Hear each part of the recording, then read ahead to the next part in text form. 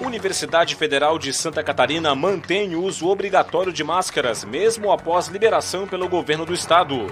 Operação da Polícia Federal combate organização criminosa que usava Santa Catarina e outros estados brasileiros para trazer armas para o Brasil e enviar ao Rio de Janeiro.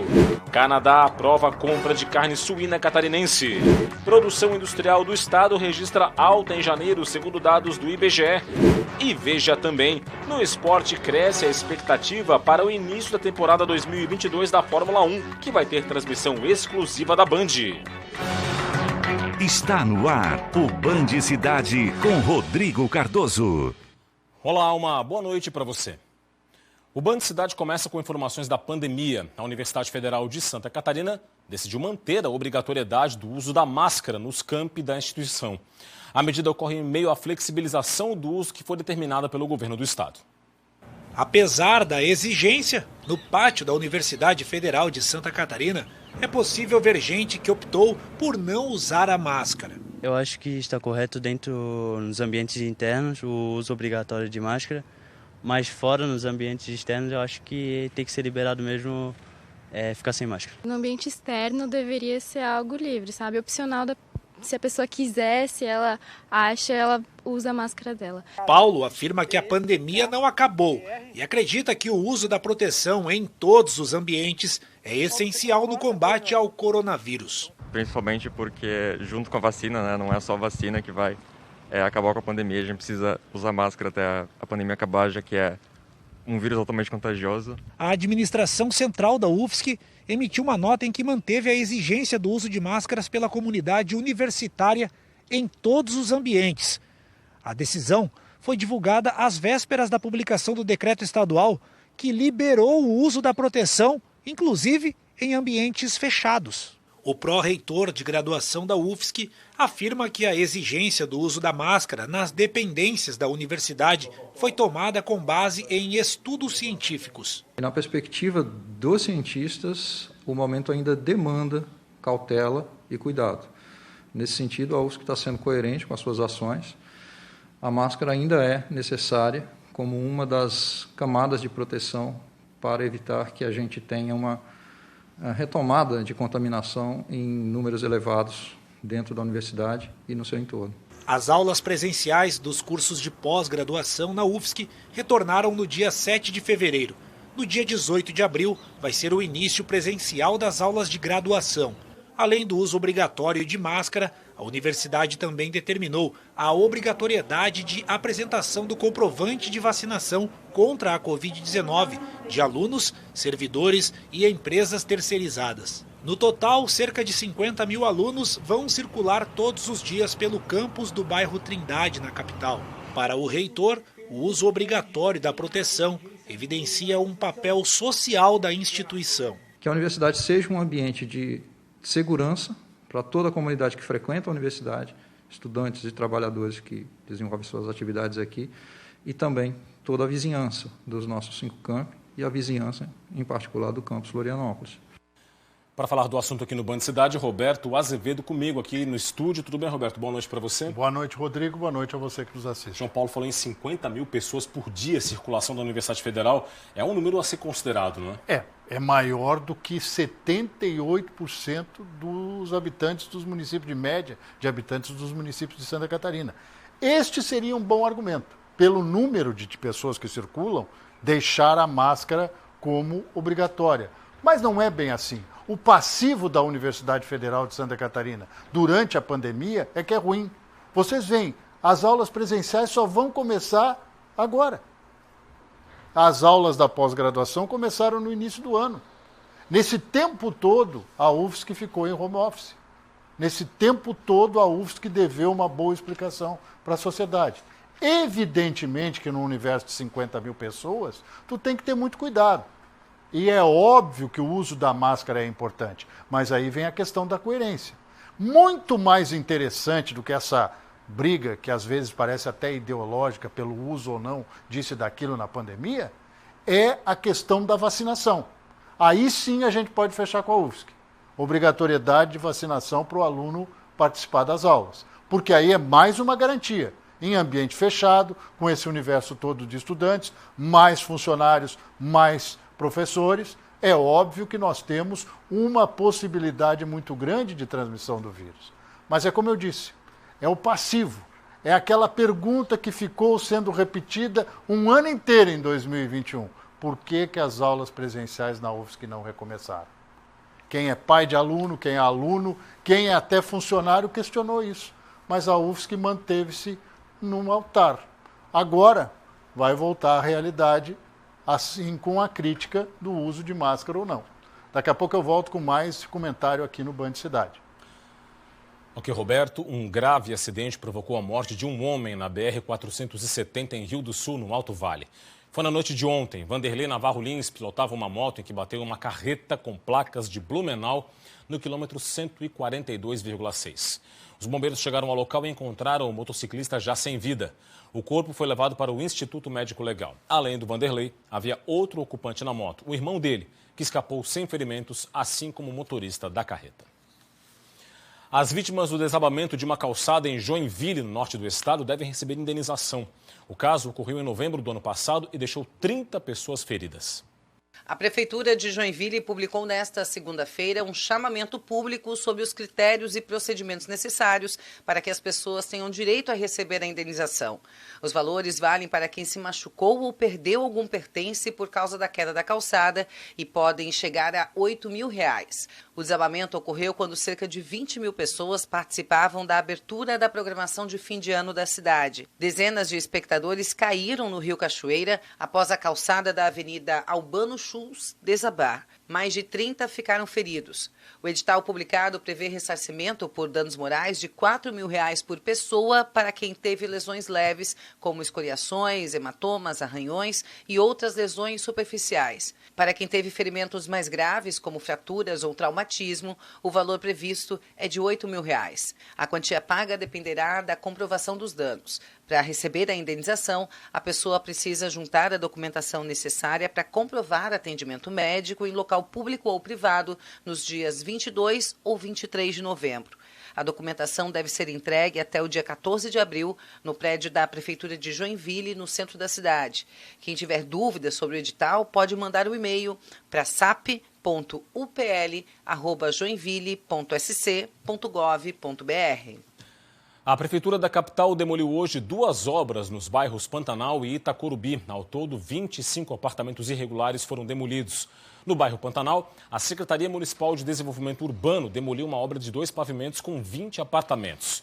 Já no Itacorubi, a construção tinha 5 apartamentos e 1 pavimento. Em comum, as 2 obras não possuíam alvará e nem licenciamento, além de outras documentações que permitissem a construção. E 16 vítimas em Petrópolis, no Rio de Janeiro, foram localizadas pelas equipes do Corpo de Bombeiros catarinense. O balanço da Operação Petrópolis foi apresentado nesta manhã. O apoio para a procura de vítimas foi solicitado pelos bombeiros do Rio de Janeiro no dia 18 de fevereiro, depois que fortes chuvas atingiram a cidade de Petrópolis 3 dias antes. 2 equipes, 17 militares e 12 cães, trabalharam no socorro às vítimas em 2 datas distintas. No total, as equipes dos bombeiros catarinenses apontaram 16 vítimas retiradas dos escombros. A tragédia em Petrópolis provocou a morte de 233 pessoas. 4 pessoas ainda seguem desaparecidas. Logo mais, depois do Band Cidade, tem o Jornal da Band. Os destaques de hoje chegam com o Douglas Santucci. Confira. Daqui a pouco, no Jornal da Band, vamos falar sobre o 20º dia da guerra. O presidente da Ucrânia admitiu que o país não pode entrar na OTAN. E essa foi uma das motivações da Rússia, para essa invasão.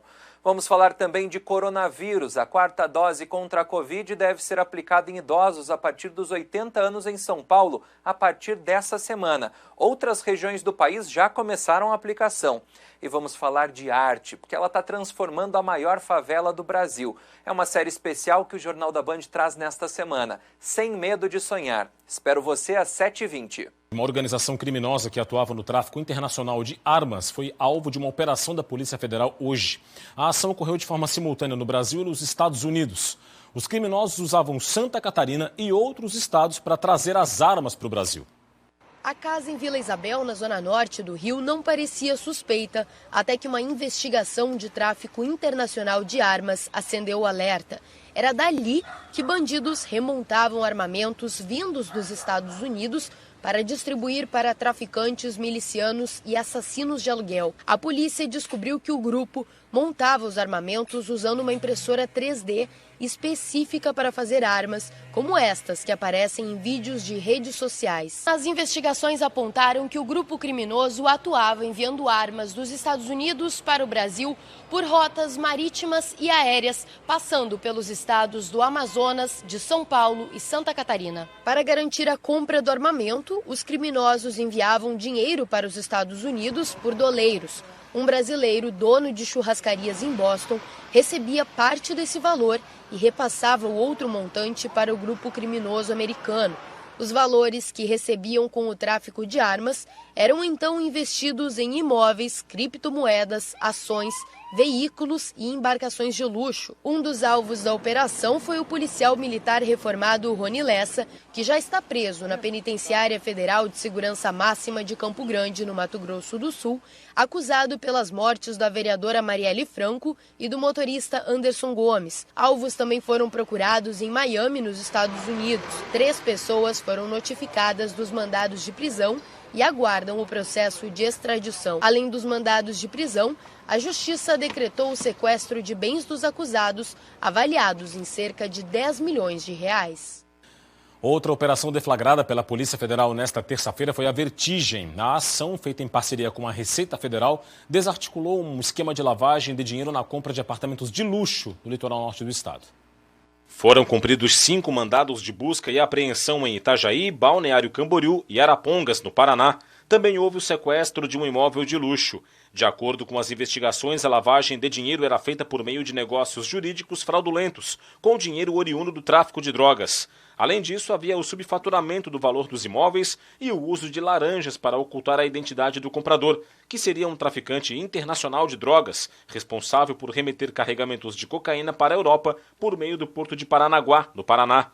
A ação foi um desdobramento da Operação Enterprise, deflagrada em 2020. Os investigados vão responder pelo crime de lavagem de dinheiro. E Santa Catarina registrou redução no número de homicídios e também nos roubos em fevereiro. É o que aponta o indicador do Colegiado Superior de Segurança Pública do Estado. As informações ao vivo com o repórter João Paulo Cardoso. João, muito boa noite para você. De quanto foi essa redução? Olá, Rodrigo. Boa noite para você e a todos que acompanham o Band Cidade em Santa Catarina. Bom, houve redução sim, foi de 10,5% no caso dos homicídios e 7,7% no caso dos roubos. A gente vai detalhar esses números agora. Entre janeiro e fevereiro de 2022, foram registrados 102 homicídios contra 114 no primeiro bimestre de 2022. Houve também redução no número de roubos. Foram registrados 1.588 no mesmo período e a redução foi para 1.466 roubos. Bom, esses foram os números positivos da segurança pública em Santa Catarina, mas temos também os números negativos. E o primeiro deles, Rodrigo, é em relação ao latrocínio, que são os roubos seguidos de mortes. Rodrigo, em 2021 foram registrados 3 latrocínios.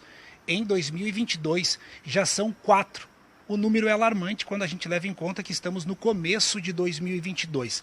Bom, e o mais grave de todos, que é o feminicídio. O feminicídio sim disparou o número, Rodrigo. Entre 2021, na verdade, no começo de 2021, foi registrado 4 feminicídios. E já são 12 em 2022. 4 feminicídios e já são 12 em 2022. Sabe o que isso significa? 3 vezes mais. O número é realmente alarmante. Bom, os números aí mostram que quando se trata de segurança pública em Santa Catarina, nem tudo são flores, não é mesmo, Rodrigo? Eu volto contigo aí no estúdio do Band Cidade. Com certeza, João, a violência contra a mulher não dá trégua em Santa Catarina. Muito obrigado pelas informações, uma boa noite para você. A pergunta que fica é, até quando? Né? Até quando a gente vai ter que conviver com números impressionantes de mortes de mulheres em Santa Catarina? Olha, o Estado é reconhecido internacionalmente pela qualidade na produção em carne suína. Vamos falar de economia agora. O status sanitário catarinense permitiu a conquista de um novo mercado, o Canadá. O anúncio foi feito nesta segunda-feira pelo Ministério da Agricultura, Pecuária e Abastecimento. De acordo com o governo do estado, a abertura do mercado do Canadá para a nossa carne suína exemplifica o cuidado extremo com a saúde animal em nosso estado e também é um ótimo indício para o futuro desta atividade econômica. Santa Catarina é o único estado brasileiro autorizado a exportar carne suína para o Canadá devido ao status sanitário diferenciado do seu rebanho. O estado é reconhecido pela Organização Mundial de Saúde Animal como área livre de febre aftosa sem vacinação. Além disso, junto com o Rio Grande do Sul, é zona livre de peste suína clássica. Os catarinenses são os maiores produtores e exportadores de carne suína do Brasil. Em 2021, as agroindústrias instaladas no estado embarcaram mais de 578 mil toneladas do produto com destino a 67 países. No último ano, as vendas internacionais geraram receitas de 1,4 bilhão de reais, um aumento de 19% em comparação a 2021. E a produção industrial catarinense fechou janeiro em alta, segundo dados divulgados hoje pelo IBGE. As informações da pesquisa industrial mensal estão aqui no nosso telão, vamos a elas. Em janeiro, na comparação com dezembro do ano passado, houve uma alta então de 0,9%. Foi a quarta maior, atrás do Mato Grosso, Bahia e Espírito Santo. Na comparação com janeiro de 2021, no entanto, tem uma queda acentuada, 9,7% na produção industrial de Santa Catarina. Nos últimos 12 meses, a alta é de 8,5%. Você vai saber como vai ficar agora o tempo em Santa Catarina nesta quarta-feira. Os detalhes você confere agora na previsão do Band Cidade.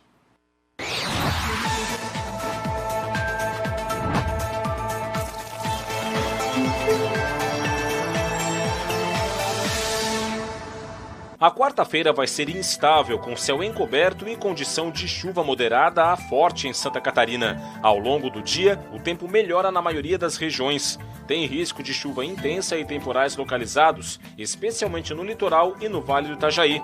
As temperaturas vão estar amenas devido à nebulosidade e à chuva. Em Florianópolis, mínima de 21 e máxima de 25 graus. Em Criciúma, variação entre 18 e 25. Em Lages, mínima de 14 e máxima de 20. E em Chapecó, mínima de 16 e máxima de 24 graus.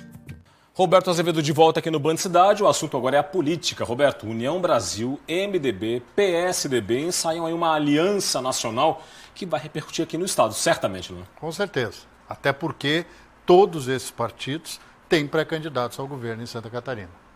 É uma matemática interessante. Beneficiaria João Dória Júnior, governador de São Paulo, que sonha em ter a senadora Simone Tebet, do MDB lá do Mato Grosso do Sul, pré-candidata do partido, como vice na corrida ao Palácio do Planalto. Mas o que tem isso a ver com Santa Catarina?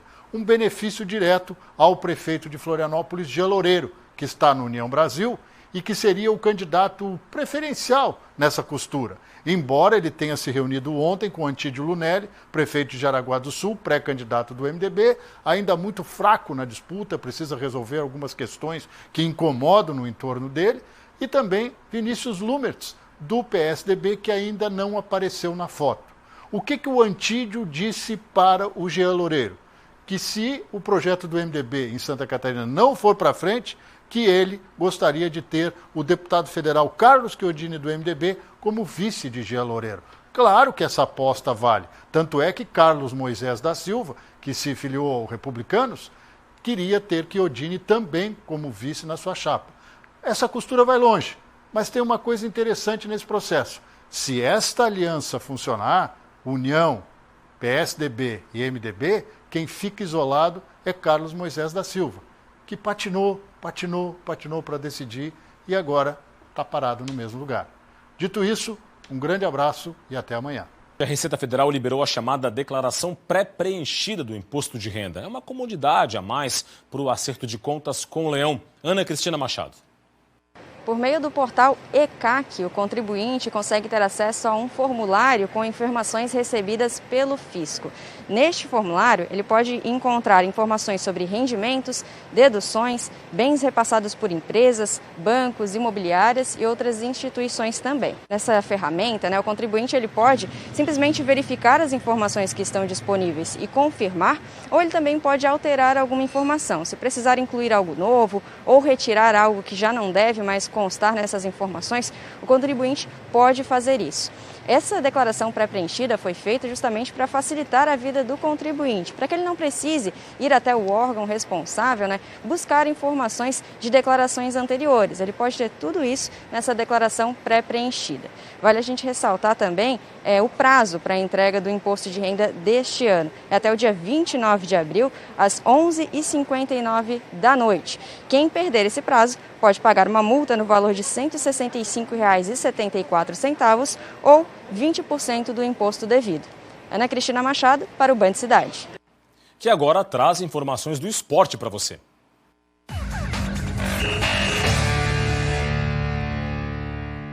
Fórmula 1 está cada vez mais próximo o início da temporada de 2022, que vai ter transmissão exclusiva da Band.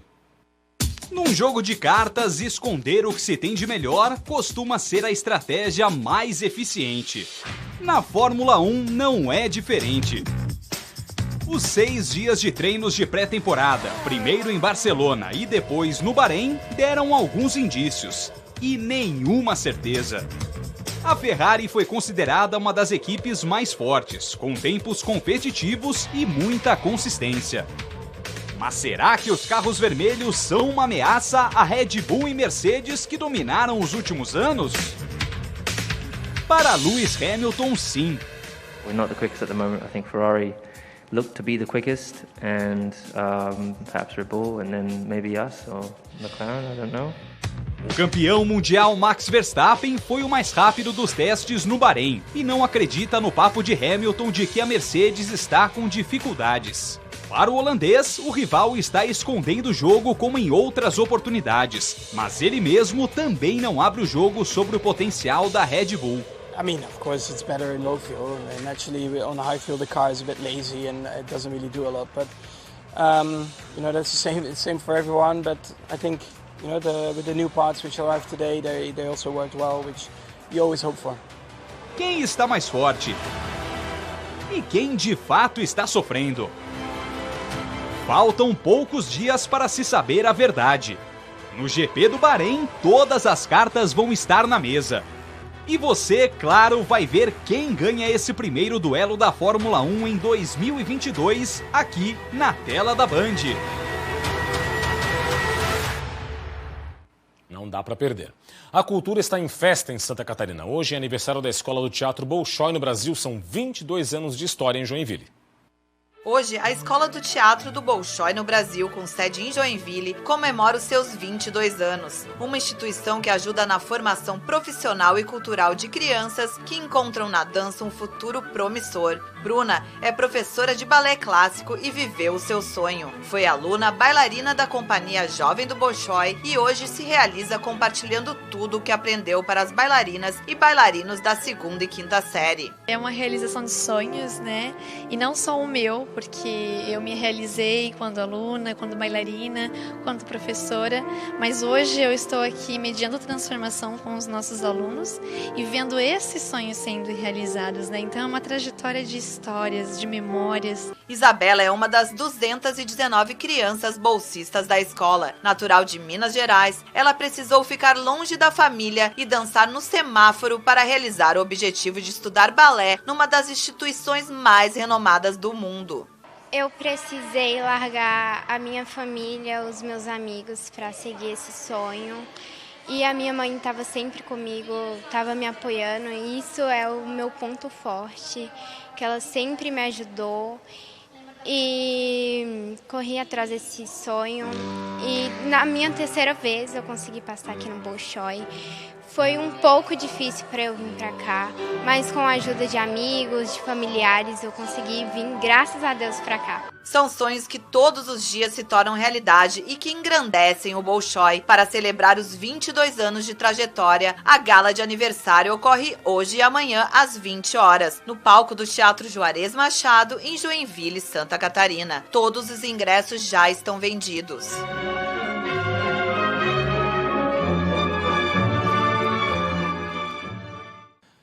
E é isso, o Band Cidade fica por aqui. As reportagens de hoje estão no YouTube da TVBV. Para acessar, basta apontar a câmera do seu smartphone para o QR Code que está na sua tela. Vem aí o Jornal da Band, mais informações do Estado amanhã no SC Acontece, no Jogo Aberto SC. Boa noite, fique ligado, forte abraço, obrigado pela audiência, até amanhã, tchau, tchau.